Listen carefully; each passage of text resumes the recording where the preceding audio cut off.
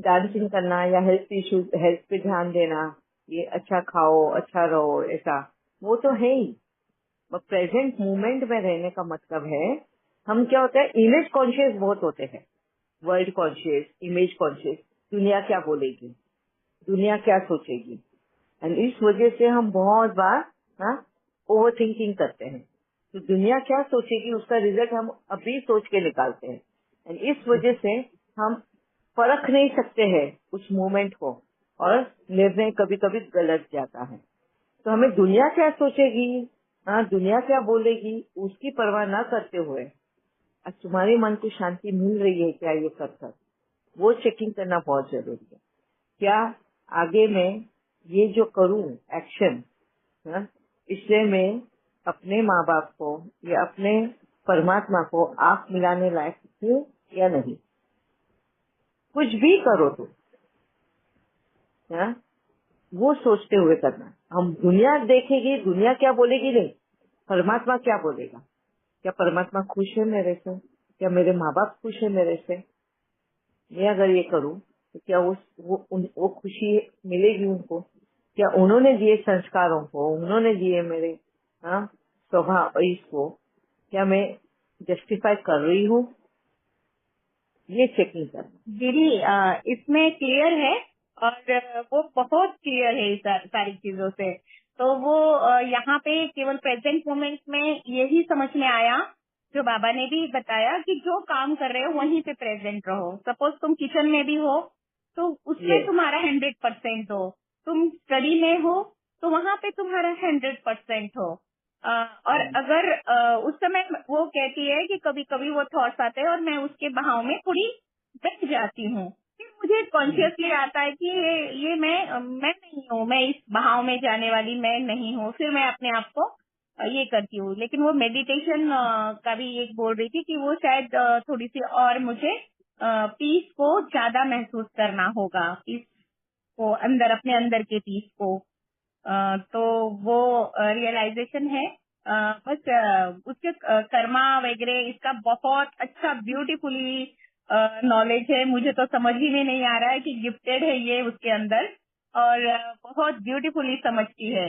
उसको पता है कि मेरा एक रॉन्ग एक्शन बहुत कुछ रॉन्ग करता है, एनर्जी वो ही फ्लो होगी। और एक वर्ड भी उसको, उसकी रियलाइजेशन बहुत अच्छे से है। इसीलिए पेशेंसली अभी तक पेशेंस रखना ये सिंपल बात नहीं थी, जिस तरह से, और बहुत संतुष्टता से ना, मैंने रोका नहीं है दोनों ने अपने आप को, और बहुत अच्छे से वो मतलब बाबा करवा रहे हैं। फुल संतुष्टता है, कोई किसी से शिकायत नहीं है, ऐसी वाली स्टेज है। और आती है तो बाबा यहाँ से बहुत अच्छे से हैंडल भी करवा रहे हैं। तो एक बस उसका उसका खुश रहना बहुत जरूरी है, ये मुझे समझ में आता है कि खुशी गायब ना हो। जो बाबा बोलते हैं ना, हर वक्त खुश रहो, तो वो बीच बीच में थोड़ा थोड़ा नजर आता है।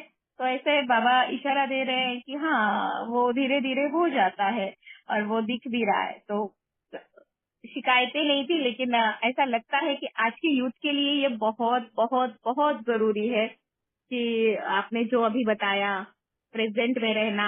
पास्ट फ्यूचर के थॉट्स, हमें डर कैसे लगता है, हम अपना नतीजा सोच लेते हैं, रिजल्ट ओरिएंटेड हो जाते हैं, और इस वजह से ये सारी चीजें होती हैं। तो थैंक यू दीदी, ये क्लियर हो रहा है। और वो बहुत बहुत संतुष्ट है अपने आप से, लेकिन वो विचारों का फ्लो आता है बीच बीच में। हाँ, अभी उसी पॉइंट पे है। जैसे आपने कहा कि उसको कभी कुछ काम करते करते अचानक से वो पास में वो जो चीजें हुई है वो याद आती है और उसका माइंड डिस्टर्ब होता है। मतलब कहीं ना कहीं उसने अपनी उन चीजों को फुल स्टॉप नहीं लगाया। वो फुल स्टॉप क्यों नहीं लगा? क्योंकि उसको अभी तक उसके आंसर्स नहीं मिले हैं, है ना। जैसे बहुत बार हम सभी के साथ में होता है, कभी कोई सुगंध, मैंने जैसे पहले भी कहा है, कोई सुगंध से ऐसी हम सूंघ लेते, कहीं जाते हैं और सूंघते हैं तो हमें एकदम बचपन की दुनिया में लेकर जाते हैं। अरे, हम जो मंदिर में जाते थे ऐसी सेम सुगंध आती थी, या किसी के घर में कोई खाना बन रहा हो एंड वो वैसी सुगंध हमें कहीं और लेकर जाती है। तो वो मेमोरीज है ना। हमारे ख्याल उसके साथ में जुड़ जाते हैं और वो 1 सेकंड के लिए हम उधर जाके वापस आ जाते हैं, क्योंकि उधर फुल स्टॉप लग जाता है, हमें कनेक्ट हो जाता है। अरे ये सुगंध कहाँ सूंघी, हाँ बचपन में मैं मंदिर में जाती थी ना वहाँ पे, तो वो कनेक्ट हो गया, फुल स्टॉप लग गया, खत्म हो स्टोरी। वहीं पे हम वापस से प्रेजेंट में आ जाते हैं। बहुत बार ऐसे कभी सिचुएशन सर्कमस्टेंसेस हमारे सामने आ जाते हैं जो लिंक हो जाती है हमारी पास्ट मेमोरीज के साथ में। और जब हम पास्ट मेमोरी में जाते हैं और वहाँ पर वो क्वेश्चन वहीं पे खड़ा रहा दिखता है, तो वो हमारा डिस्टरबेंस हो जाता है ना। तो उस क्वेश्चन को हमको फुल स्टॉप लगाना है कैसे न कैसे तरीके से। इधर तुम बाबा को पूछो, बाबा के सामने रखो, उसका आंसर मिलेगा। नहीं तो इन लॉज को उसमें फिट कर कर देखो कि कहाँ पर ये लॉ वहाँ पर फिट होता है। एंड मौके की तलाश में रहो, क्योंकि तुम्हें फिर से वो मौका मिलेगा प्रेजेंट में उस अपनी गलती को सुधारने का। हो सकता है तुम्हारे साथ वो वापिस ना हो, पर तुम्हारे आस पास, तुम्हारे पड़ोस में, तुम्हारे दोस्तों में या किसी न किसी के साथ वो होने वाला हो, एंड तुम्हें वो मौका मिलेगा उनको बचाने का। जब तुम वो काम करोगे तो कहीं ना कहीं तुम उस पास्ट मेमोरी से रिलीज हो जाओगे। जो वक्त तुम्हें चांस देगा ना अपनी गलती सुधारने का, इसका मतलब ये नहीं कि तुमने जो किया है वो सुधारा जा सकता है। बहुत सारी ऐसी गलतियां होती है जो सुधारी नहीं जाती, मगर उस गलती का अनुभव से हम बहुतों की जिंदगी को सुधार सकते हैं, है ना। और वो सुधार कर भी हम अपनी गलती को सुधार रहे हैं, कहीं ना कहीं वो शांति मिलती है। ठीक है। जी दीदी, जी थैंक यू। ओके। और किसी को कुछ क्वेश्चन यूथ को लेकर या टीनेज को लेकर, कोई और घबराहट, डर, क्योंकि टीनेज में भी अपने से खोने का ही डर? दीदी हाँ अपने से जी। ही घबराहट हो रही है, अपने से ही घबराहट हो रही है। हाँ मतलब कैसी घबराहट? अपने खुद से? यही दीदी जैसे तबियत ठीक रहती है तो 3-3 बार ये इंजेक्शन लगाओ, जैसे सोती हूँ तो जैसे चुप होते हैं ये इंजेक्शन, और अब तो हम्म। अंदर पेट में जाता ही नहीं है इंजेक्शन। हम्म। नेटिंग भी बदली उसकी जो ऊपर से होती है, सब कुछ बदल, पर मतलब मन बिल्कुल जैसे ना खाली खाली सा रहता है, किसी काम में मन नहीं करता, और करती भी हूँ जैसे अकेली हूँ तो मतलब कुछ समझ ही नहीं आ रहा है, जैसे पेट भी बिल्कुल उमंग साफ। उठा नहीं। हाँ, पेट भी बिल्कुल साफ नहीं हो रहा, पेट भी हम्म। साफ नहीं होता। डॉक्टर के पास भी चलती हूँ, बहू आ जाए तो फिर जाऊंगी, क्या जाऊंगी, हम्म। भी दवाइयाँ देती है फिर भी मुझे कोई असर ही नहीं पड़ता, मतलब आप पेट का। क्या सोचते हो? आपकी सोच बहुत चलती है ना बहन, हाँ, पीछे मुड़ इसके के लिए देखती रात हूँ, को नींद नहीं आती। अधिकतर हाँ मेरी तबीयत मतलब खराब ही रही है। मैंने पीछे मुड़ के देखा है, कभी बाह में यस। चोट, कभी हाथों में दर्द, कभी कमर, बिल्कुल एक बार तो बहुत शादी करके आई तो बिल्कुल खड़ी नहीं हो पा रही थी, फिर भी मैंने उसे पढ़ाई के लिए भेज दिया 4 महीने, वो मतलब हम्म। फाइनल था उसका, तो मैंने भेज दिया। सब कहते थे कैसे भेजा कैसे भेजा, मैं जैसे तैसे हम्म। कर रही थी सब कुछ, मतलब इतने दिनों से मैं पीछे मुड़ के देखती हूँ कि मेरी तबीयत खराब ही है। स्वस्थ तो हम्म। मैं, और जब से आश्रम जाना छोड़ा ना तब से फिर हम्म। लग रहा है कि मैं स्वस्थ ही नहीं हूँ। हम्म। चोट लगी तो ये आश्रम। स्वस्थ। यस। हाँ, इसीलिए मैं आपको दोबारा बार बार पूछती रहती हूँ। आप बोलते हो नहीं मेरे जीवन में सब कुछ है, सब खुशी है, कोई भी प्रॉब्लम नहीं है, बहू बेटे अच्छे हैं, पोता पोती अच्छे है, सब कुछ अच्छा चल रहा है। तो ये मैं वापस से आपको यही क्वेश्चन पूछूंगी, फिर आपको ऐसी कौन सी सोच सताती है, कौन सी ऐसी डर है?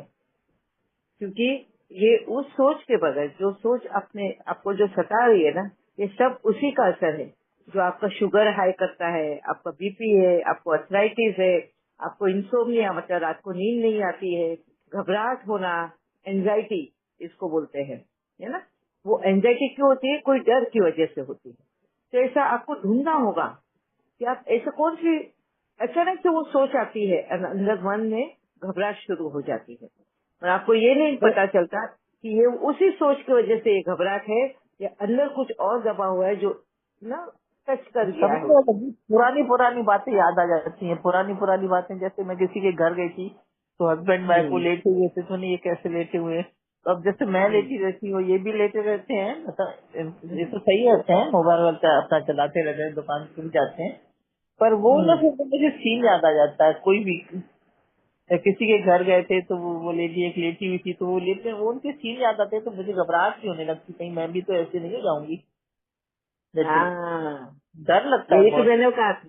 Yes, यही तो मैंने कहा था ना, बेड रिडन, बिस्तर पे गिर जाना, मुझे भी वही डर लगता है। और इसी के लिए तो मैं उठ के खड़ी होती हूँ। कितनी भी तकलीफ हो रही हो शरीर में ना, मैं खड़ी क्यों होती हूँ और करती रहती हूँ। जिस वक्त मेरी तबीयत ज्यादा खराब हो ना, उस वक्त मैं सबसे ज्यादा काम करती हूँ। फिर पूरे घर का ना कचरा साफ करने बैठ जाती हूँ, ताकि मेरी वो घबराहट दूर हो जाए कि भाई मुझे बिस्तर पे नहीं गिरना है ना। मैं ज्यादा काम कर लेती हूँ उसके। अब इतनी थकान होती है ना कि रात को बिस्तर पर गिरते ही नींद आ जाती है। नेक्स्ट डे एकदम अच्छी। क्यों? क्योंकि वो घबराहट निकल गई कि नहीं, मैं आज भी मेरे हाथ पैर सब कुछ चल रहा है, मैं अभी तक बिस्तर पे नहीं गिरी। वही शांति मिलती है। एंड दूसरे दिन फिर उमंग उत्साह के साथ में काम करना शुरू करती हूँ। ये पहले होता था, अभी डर नहीं लगता है। अभी यकीन हो गया है कि मैं बिस्तर पे नहीं गिरूंगी। जिस तरीके से बाबा ने मेरे से सेवाएं करवाई है ना, तो वो यकीन है अभी कि मेरा भविष्य बिस्तर पर गिरने वाला नहीं होगा। तो राजीवेन, आपको यही काम करना है। जितना भी आपसे होता है ना, हाथ पैर चलता है ना, उतना चलाओ। मैं जितना हो सके ना, आप अपना काम, खुद का काम खुद करना शुरू करो। जब खुद का काम खुद करोगे ना, फिर आप अपने युगल के काम करो। फिर वो भी करना शुरू हो गया, फिर देखो कि आप अपने बच्चों को भी कर पाओ कुछ, अपने नाती पोते के लिए कुछ कर सकते हो। बस धीरे धीरे लो काम का बोझा, एक साथ इकट्ठे मत लेना। पहले खुद का ले, बाद में आपके हस्बैंड का लो, बाद में आपके पोता पोती का लो। फिर देखो किस तरह से आप उमंग उत्साह के साथ करते हो। ठीक है। जी दीदी, इसमें ये खुल नहीं रहा है, मोबाइल थोड़ा खराब हो गया ना, तो फिर बंद करना है। हाँ, थैंक यू दीदी। करती हूँ दीदी, करती हूँ, पर खींच के करती हूँ। हाँ, वो खींचना पड़ता ही है ये, क्योंकि पहले ही बीमारियां आ चुकी है ना हमारे अंदर। और फिर वो दवाइयाँ ऊपर से, दवाइयाँ तो और साइड इफेक्ट्स भी देती है। तो पहले तो चलो दवाइयों के साथ में ही आप खींचो अपने शरीर को। हाँ, शरीर जब तक साथ दे, आप थोड़ा वॉकिंग करने जाओ बाहर, जितना भी चल सकते हो उतना वॉकिंग करो। क्योंकि आपकी शुगर के लिए और बीपी के लिए वॉकिंग करना बहुत ज्यादा जरूरी है। अर्थराइटिस के लिए भी वॉकिंग करना बहुत जरूरी है। धीरे धीरे करो, इकट्ठे नहीं करो। ठीक है। जी दीदी, तो बस वॉकिंग तो बिल्कुल नहीं करती हूँ, बिल्कुल नहीं हाँ, वो करती। करना जरूरी है। वहाँ आप से डाउन लकड़ी कर लेकर लेती हूँ जाओ। तो फिर बाहर जाने में शर्म लगती है। नहीं, वही तो मैं बोला, दुनिया के पास मत ध्यान दो। दुनिया क्या देखेगी, दुनिया क्या बोलेगी, हम दुनिया के पीछे नहीं लगना है।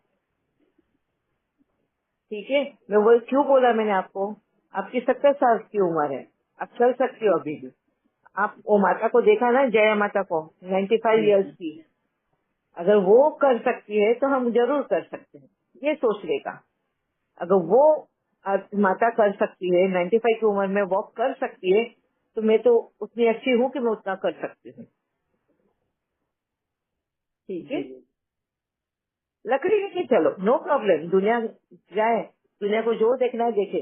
आप अगर बिस्तर पर गिरोगे तो दुनिया आएगी क्या करने के लिए आपका? नहीं आएगी ना। नहीं। फिर क्यों देखना है दुनिया के पास? ठीक है। जी, थैंक यू दीदी।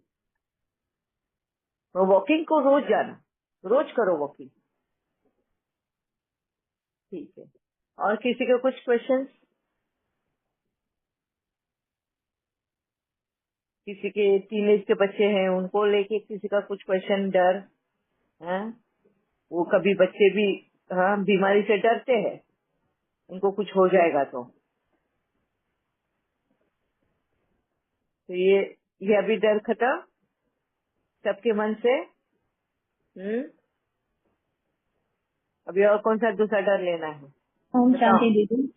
दीदी यस जी दीदी, मतलब मौत के टाइम जो दर्द और वो सब चीजें, वो उससे डर तो बहुत है।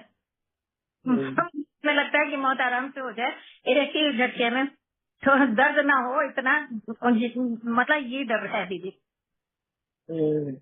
ये तो सभी को डर लगता है जी ना। जी जी मौत आएगी तो कितना दर्द लेकर आएगी या शांति से आएगी, ये जी सभी को इंतजार होता है। हाँ और जी। छोड़ देना है हमें, जो चीजें हमारे हाथ में नहीं होती ना उसको छोड़ देना ही, वक्त के साथ में छोड़ना ही अच्छा होता है। और वो इसलिए छोड़ना है ताकि हम अच्छे कर्म कर सके, तो हमारी मौत अच्छी आए। जैसे मैं आज यकीन के साथ क्या कहती हूँ, मैं बिस्तर पे नहीं गिरने वाली, हाँ? उसके पहले ही मैं चली जाऊंगी। क्यों यकीन है?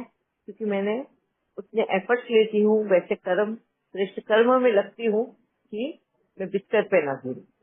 और वो कर्म मैंने इतने अच्छे किए हैं जिसकी वजह से मुझे ये यकीन हो गया कि मैं बिस्तर पे तो नहीं जाऊंगी, है ना। तो ऐसे ही श्रेष्ठ कर्म में यकीन रखो ताकि जब भी तुम्हें मौत आए ना, तो तुम्हें पता भी नहीं चले कि हम मौत, हम शरीर छोड़ के जा रहे हैं। तब भी हमें यकीन नहीं होगा कि हमने शरीर छोड़ दिया है। जी इस दीदी, तरह की मौत हो। वो तो बहुत अच्छी मौत होगी अगर होगी। भगवान बाबा यही विनती करते हैं कि ऐसी ही मौत हो। यस, तो इसी के लिए हमें वो अच्छे कर्म करने हैं। वही लक्ष्य रखो सामने कि जब भी मेरी मौत हो ना, ऐसी मौत हो है कि मैं जब शरीर से निकलूं तो पता भी नहीं चले कि मैं शरीर निकल चुकी हूँ। जी जी जी ये लक्ष्य रखो और ऐसे ही श्रेष्ठ कर्म करो। जिसको भी हेल्प कर सकते हो, मनसा वाचा कर्मणा, जिसको जिसक मतलब अपना हर एक सेकंड सफल हो, वो एक सेकंड भी वेस्ट नहीं जाए, जिसके भी काम आता हो। इसके लिए हमें आत्मिक भावना रखनी है। मतलब क्या, हमें ये नहीं देखना है कि सामने कौन मेरे से हेल्प मांग रहा है, फिर उसमें छोटी सी चीटी ही क्यों ना हो, अगर वो किधर से फंस गई हो और वो अगर हेल्प मांग रही हो, तुम्हारी नजर गई हो, तो तुम उसको मदद कर सकती हो। छोटी चीटी को भी इग्नोर नहीं करना है अगर वो मदद मांग रही है तो। बड़े से बड़ा सा हाथी हो या कोई इंसान ही क्यों ना हो, भले हमारे उसके साथ में बड़े दुश्मनी हुई हो, आज अगर उसको जरूरत हो तो मदद का हाथ जरूर देना, जी दीदी। क्योंकि थैंक यू दीदी। वही तुम्हारा श्रेष्ठ कर्म होगा। जी दीदी, thank you Baba, thank you दीदी। ओम शांति। कौन शायद